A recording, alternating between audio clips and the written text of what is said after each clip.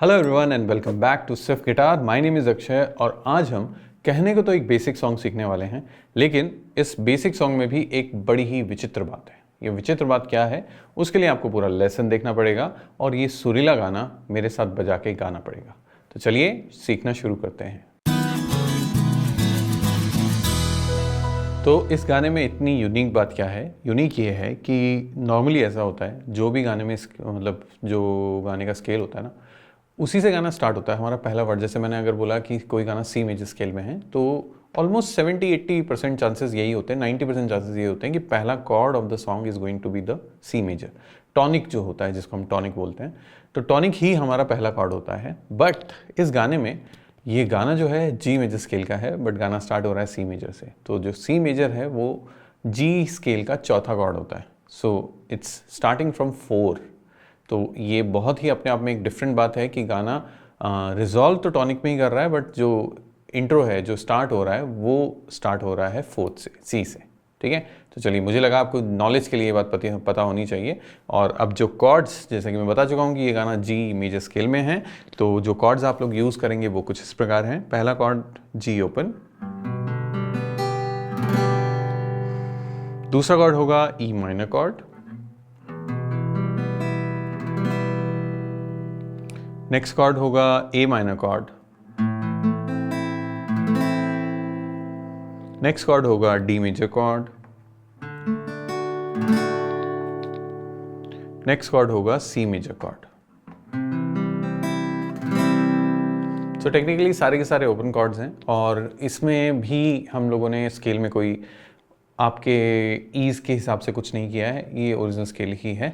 तो सारे के सारे कॉर्ड्स ओपन पोजीशन में आप बजा सकते हैं, G, C, D and then E minor also and A minor also.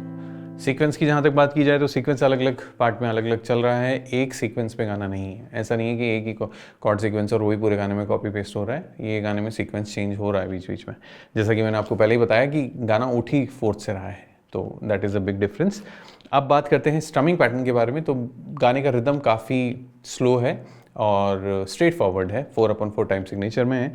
तो आपको करना क्या है, स्ट्रमिंग पैटर्न के हिसाब से will be playing down down up down up, okay, down down up down up. वही हमारा पुराना रिलायबल स्ट्रमिंग पैटर्न जो आप पता नहीं कितने गानों में प्ले कर चुके हैं, या अभी अभी अगर आपने गिटार बजाना शुरू किया तो कितने गानों में और प्ले करेंगे, क्योंकि ये बहुत कॉमन है। बट कॉमन होने के साथ साथ काम का भी है, तो आपको अच्छे से आना चाहिए ये, ठीक है।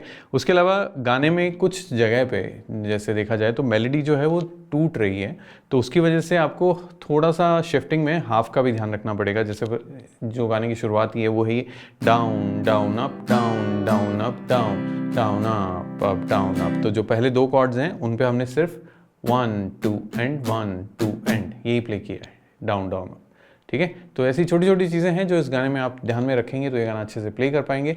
गाने में नो डाउट कोई बहुत एक्स्ट्राऑर्डिनरी एफर्ट नहीं लगना चाहिए। अगर आप सुर में गा पाते हैं तो ये गाना रेंज में एज ए मेल वोकलिस्ट आपको बहुत ज़्यादा चैलेंज नहीं करेगा। बाकी पर्सन टू पर्सन आवाज़ अलग होती है, तो उसके हिसाब से आप कैपो लगा के चीज़ें चेंज करके देख सकते हैं, ठीक है।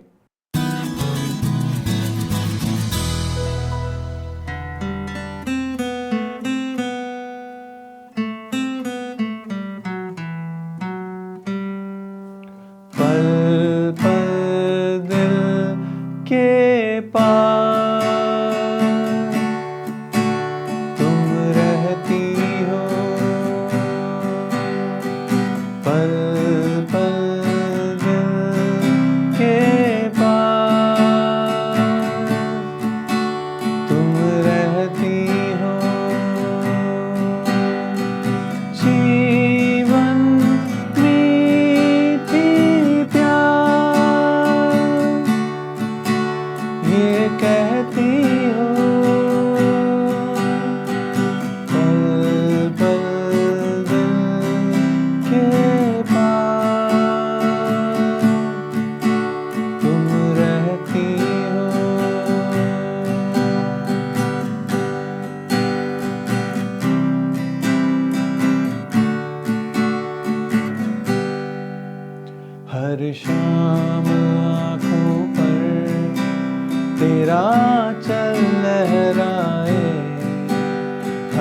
रात यादों की बारात ले आए, मैं सांस लेता हूँ तेरी खुशबू आती है, एक महका महका सा पैगाम लाती है, मेरे दिल की धड़कन भी तेरे गीत गाती है, पल पल दिल के पास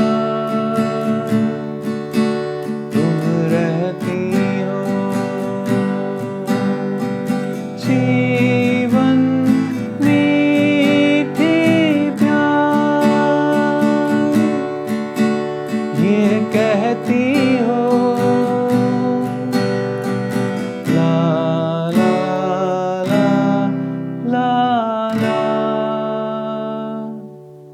तो इसी के साथ ये आशा करते हुए कि आप भी हमारे दिल के पास रहेंगे और हमें सब्सक्राइब करके अपने दिल के पास भी रखेंगे, है ना।